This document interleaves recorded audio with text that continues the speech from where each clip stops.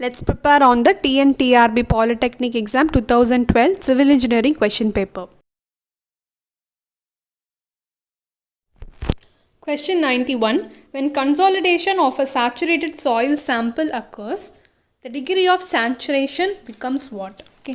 So here in consolidation we have already seen that the degree of saturation will remain constant throughout the period. So here option D is the right answer.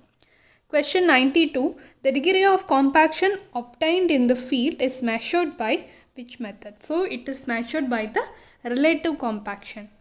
Question 93. A Newmark's influence chart is used to determine the vertical stress at any point under a uniformly loaded. So different areas are given here. So in the Newmark's chart, we will be drawing a circular rings now. So with that, we can assume any shape under that, and we have to trace that shape in that chart so as to find the stress there. So this method is used for any shape.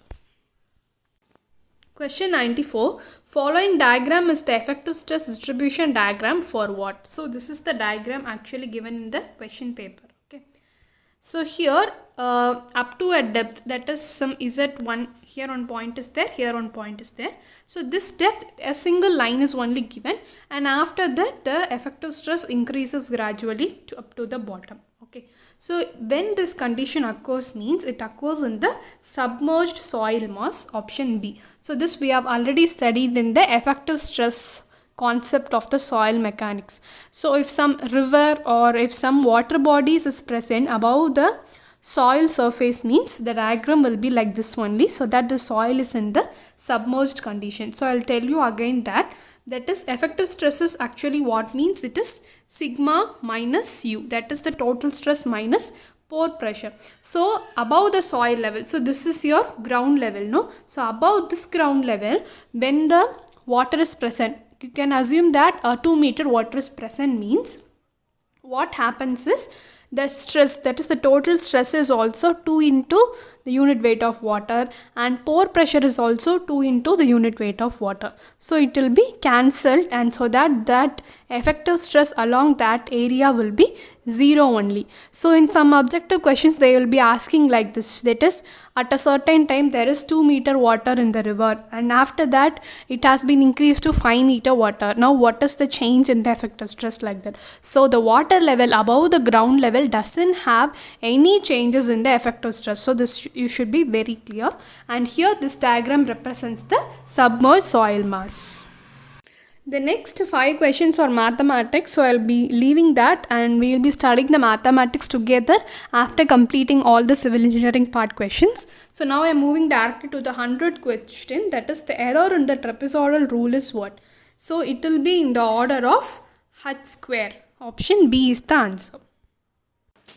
Question 111. A bar of cross-sectional area 2 cm square and the length 100 cm fixed to the rigid supports at both the ends at a temperature of 25 degrees Celsius. The bar is subjected to an increase in temperature of 30 degrees Celsius.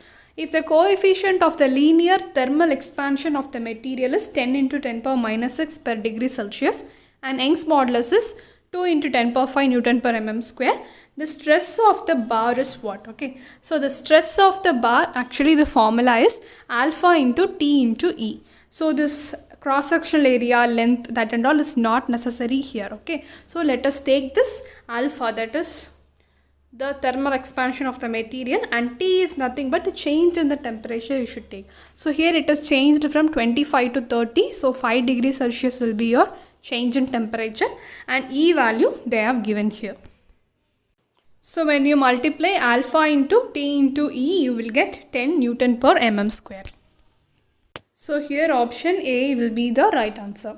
Then question 112. The maximum permissible load on a steel bar of 20 mm dia when the factor of safety is 1.8 and the ultimate stress is 495 MPa.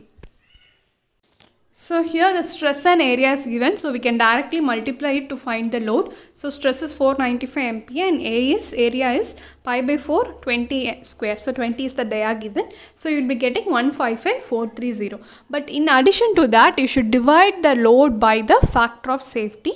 So the answer by 1.8, you will get 86.39 kilonewton.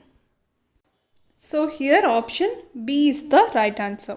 Then question 113, if two forces each equal to P act at right angles, their effect may be neutralized by a third force acting along their bisector in the opposite direction, whose magnitude is equal to what? Okay, so here we should take like this. So this is one force P and this is another force P. So they are acting at right angles to each other. So their effect may be neutralized by a third force acting along their bisector in the opposite direction. So the third force will be like this, acting along the bisector.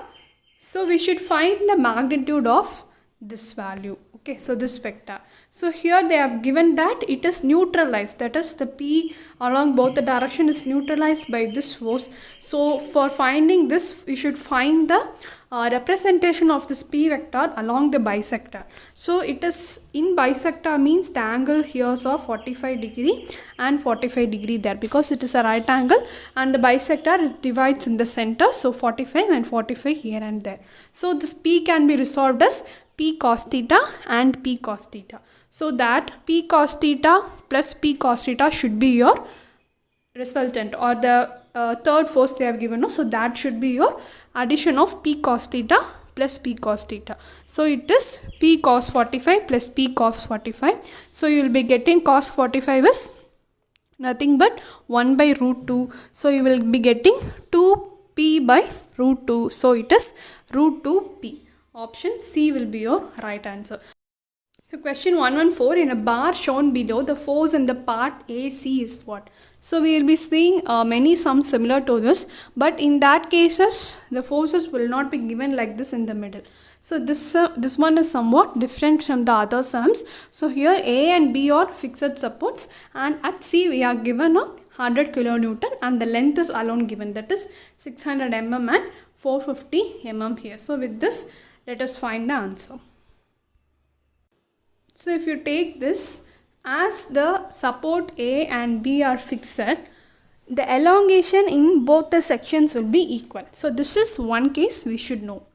Okay, and also we can separate this forces like this. Okay, so here in the center they have given C in the rightward direction, that is 100 kilonewton in the rightward direction. Okay, so opposite to that we can draw a reaction in the support A, which is a fixed support also. So I have drawn RA, I have taken that force as RA, which is towards the left side, so that this force will be equal to this force at C. So this is the force in the member AC. Okay, so this is an expansion. So for a rod or for some member to be in equilibrium, if one part is having a expansion, means the another part will be automatically having the compression only. So I have drawn the compression like this. So one part is expanding and the other part is compacting, and I have taken that as RB here. So I have taken RA and RB. So from this you can see that RA and RB are looking towards the left end, and at C both the reactions are looking at the right end, whereas we always know that the right end reaction, that is the right side facing reaction, is 100 kilonewton. So we can take it as, that is this both reaction will give 100 kilonewton, so that RA plus RB will give 100 kilonewton, because the left facing reactions will be equal to the right facing reactions too. So based on that I have taken RA plus RB is equal to 100 kilonewton. Okay, so this is one condition, and the next condition is the elongation in the two members will be equal. Elongation means it is PL by AE. So here P, that is the force, is RA in the RAC member and RB in the CB member. So I have taken RAL by AE and RBL by AE. So now I have to convert RA or AB RB into any term, so that I can substitute this in the first equation and we can find the reactions. Okay, so now in the question they have asked for Ra, that is the force in the member AC. So it is better to convert Rb in terms of Ra, so you can directly get the answer. So Rb will be equal to, so here AE and AE will get cancelled, so Rb will be equal to 600 Ra by 450. So what does this means? For Ra the length is, the AC length is 600, no? So it will be 600 here, and for RB the BC member length is 450. So I have written 600 Ra by 450 will be equal to RB. So here again I am going for the first equation, Ra plus Rp is equal to 100. So that you will be getting 1050 Ra will be equal to 450 into 100. So Ra is equal to 45,000 by 1050. So you can cancel this 0 and 0, and you can go for the 5. So it is 900 by 21. In the options, if you see, means the options are having a denominator of 7. So it is better to divide this by 3 so that you will get 7. So 3, it is 300. So 300 by 7 will be your answer. So here option B is your right answer. Question 115. A two-dimensional stress system has like stresses 100 Newton per mm square and 200 Newton per mm square in two mutually perpendicular directions. So the xy coordinates of the center of the Mohr circle. So to find the center, we have to just add that and we will be dividing it by 2. So here these two stresses are in mutually perpendicular directions, so that definitely we want to add only, and they are like stresses also. So 100 plus 200 by 2, you will get 300 by 2, which is 150 is your radius of the coordinates of the center of the Mohr circle. Thank you and keep watching.